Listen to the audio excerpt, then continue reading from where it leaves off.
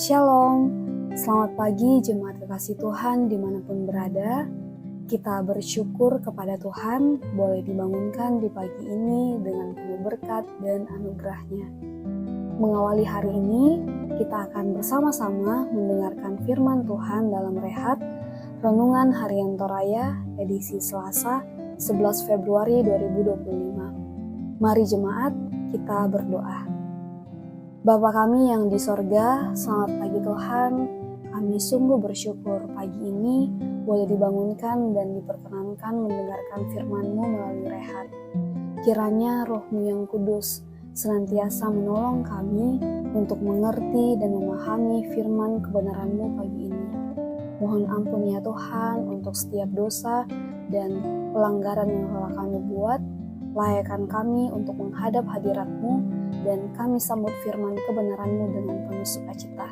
Terima kasih Tuhan Yesus. Haleluya. Amin.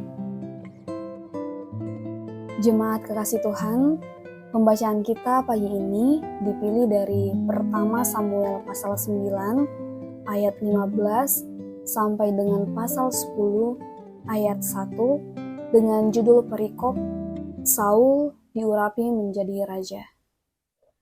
Firman Tuhan, tetapi Tuhan telah menyatakan kepada Samuel sehari sebelum kedatangan Saul demikian.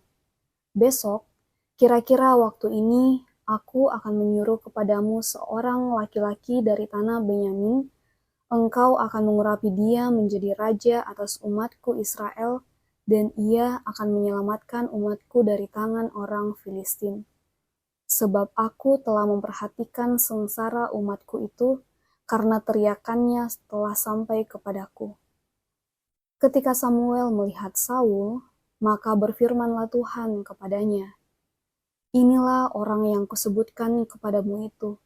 Orang ini akan memegang tampuk pemerintahan atas umatku. Dalam pada itu, Saul datang mendekati Samuel di tengah pintu gerbang dan berkata, "Maaf, di mana rumah pelihat itu?" Jawab Samuel kepada Saul, katanya, "Akulah pelihat itu, naiklah mendahului aku ke bukit. Hari ini kamu makan bersama-sama dengan daku. Besok pagi, aku membiarkan engkau pergi dan aku akan memberitahukan kepadamu segala sesuatu yang ada dalam hatimu. Adapun keledai-keledaimu yang telah hilang 3 hari lamanya sampai sekarang, janganlah engkau khawatir, sebab telah diketemukan. Tetapi, siapakah yang memiliki segala yang diingini orang Israel? Bukankah itu ada padamu dan pada seluruh kaum keluargamu?" Tetapi jawab Saul, "Bukankah aku seorang suku Benyamin, suku yang terkecil di Israel, dan bukankah kaumku yang paling hina dari segala kaum suku Benyamin? Mengapa Bapa berkata demikian kepadaku?" Sesudah itu, Samuel mengajak Saul dan bujangnya, dibawanya ke pendopo dan diberikannya kepada mereka tempat utama di depan para undangan yang banyaknya kira-kira 30 orang. Berkatalah Samuel kepada juru masak, "Berikanlah sekarang bagian yang kuberikan kepadamu tadi dengan pesan, simpanlah ini dahulu." Lalu juru masak itu menghidangkan paha dan apa yang termasuk ke situ dan meletakkannya ke depan Saul. Dan Samuel berkata, "Lihat, yang tinggal ini diletakkan ke depanmu. Makanlah, sebab telah disimpan bagimu untuk perayaan ini ketika aku berkata, aku telah mengundang orang banyak." Demikianlah pada hari itu Saul makan bersama-sama dengan Samuel. Sesudah itu turunlah mereka dari bukit ke kota, dan Samuel bercakap-cakap dengan Saul di atas sotoh. Mereka bangun pagi-pagi, dan ketika fajar menyingsing, Samuel memanggil Saul yang ada di atas sotoh itu, katanya, "Bangunlah, aku akan mengantarkan engkau." Lalu Saul bangun, dan mereka keduanya pergi keluar, yakni ia dan Samuel. Ketika mereka turun sampai ke ujung kota, berkatalah Samuel kepada Saul, "Katakanlah kepada bujang itu, supaya ia pergi mendahului kita, tetapi berhentilah engkau sebentar, maka aku akan memberitahukan kepadamu firman Allah. Lalu Samuel mengambil buli-buli berisi minyak, dituangnyalah ke atas kepala Saul, diciumnyalah dia sambil berkata, "Bukankah Tuhan telah mengurapi engkau menjadi raja atas umatnya Israel? Engkau akan memegang tampuk pemerintahan atas umat Tuhan, dan engkau akan menyelamatkannya dari tangan musuh-musuh di sekitarnya. Inilah tandanya bagimu, bahwa Tuhan telah mengurapi engkau menjadi raja atas miliknya sendiri." Demikianlah firman Tuhan. Amin. Jemaat kekasih Tuhan, tema renungan kita hari ini diberi sebuah judul, Orang yang Dipilih Tuhan, atau dalam bahasa Toraja, To Napilei Puang Matua. Sebelum bangsa Israel dipimpin oleh Raja Saul, maka yang menjadi Raja Israel adalah Allah.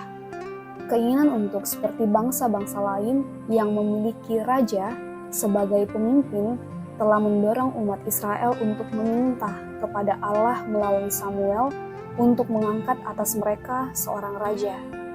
Allah merestui keinginan mereka, sekalipun di mata Allah itu adalah wujud penolakan mereka kepada Allah dan memberitahukan kepada mereka kewajiban-kewajiban mereka terhadap hidup seorang raja. Bisa kita lihat di 1 Samuel pasal 8. Allah menunjukkan kepada Samuel sosok yang dapat menjadi raja atas Israel, yaitu Saul, dari suku Benyamin. Dan Allah sendirilah yang memberi petunjuk kepada Samuel hingga tiba pada titik di mana ia mengurapi Saul menjadi raja Israel. Sebagai orang yang tidak paham dengan apa yang sedang terjadi dan merasa bahwa suku Benyamin adalah suku yang terkecil, ada upaya dari Saul untuk menghindar dari penunjukannya sebagai raja atas Israel. Namun pun demikian, ia tidak dapat mengelak ketika atas nama Tuhan minyak urapan telah ditumpahkan ke atasnya, dan bahwa Tuhan sendirilah yang menilai dan menetapkannya sebagai orang pilihannya untuk memimpin Israel menghadapi musuh-musuhnya. Pengurapan Saul menjadi raja atas Israel adalah respons Allah atas teriakan mereka dari kesengsaraan. Ayat 16 pembacaan kita. Tentu harapan Allah atas pengurapan Saul sebagai raja ialah bahwa umat Israel semakin teratur dan terarah hidupnya, dan mereka dipimpin kepada ketaatan kepada Allah saja. Kisah pengurapan Saul sebagai raja atas Israel mengajar kita bahwa Allah selalu peduli terhadap pergumulan dan kebutuhan umatnya, bahwa Allah selalu berlimpah dengan kasih setia kepada umatnya, sekalipun mereka berulang-ulang menolak tuntunan Tuhan yang sesungguhnya raja atas hidup mereka, bahwa Allah berdaulat untuk memilih dan menetapkan orang yang hendak dipakainya menurut ukuran Allah sendiri dan bukan menurut ukuran manusia, bahwa orang yang telah dipilih dan ditetapkannya berkewajiban memberi diri untuk melakukan kehendak-Nya. Dan hal ini dapat pula berlaku atas kita sekalian sebagai orang yang percaya kepada Kristus. Amin. Demikianlah renungan kita pagi ini, dan mari kita bersama-sama menutup dalam doa. Kita berdoa. Bapa yang baik, kami mengucap syukur untuk waktu yang Kau berikan kepada kami, merenungkan firman kebenaran-Mu pagi ini. Ajar kami ya Tuhan, senantiasa bersyukur atas hidup yang begitu berharga, pemeliharaan dan kasih tanpa syarat yang Engkau berikan kepada kami, dan yakinkan kami selalu bahwa Allah peduli terhadap pergumulan dan kebutuhan umat-Nya. Mampukan kami ya Tuhan untuk senantiasa melayani Engkau dengan setiap karunia, waktu, dan berkat yang telah Engkau berikan kepada kami. Terlebih khusus ya Tuhan, hari ini kami akan menjalani setiap kehidupan yang Engkau masih anugerahkan kepada kami. Tolong ya Tuhan, berikan kami kesehatan, pikiran yang positif, tutur kata yang berhikmat, dan hati yang selalu damai di dalam Tuhan. Apapun yang kami kerjakan ya Tuhan, Kami percaya Tuhan selalu ikut campur dan menolong kami. Untuk itu ya Tuhan, lingkupi kami dengan orang-orang dan hal-hal yang baik, dan jauhkanlah kami dari segala kejahatan dan mara bahaya hari ini. Terima kasih Bapa, terima kasih Tuhan Yesus, terima kasih Roh Kudus. Mohon ampun untuk setiap dosa kami, di dalam dan melalui anakmu Yesus Kristus, kami berdoa dan bersyukur. Haleluya. Amin. Demikianlah renungan kita pagi ini. Selamat beraktivitas, jaga kesehatan, dan Tuhan Yesus memberkati. Shalom.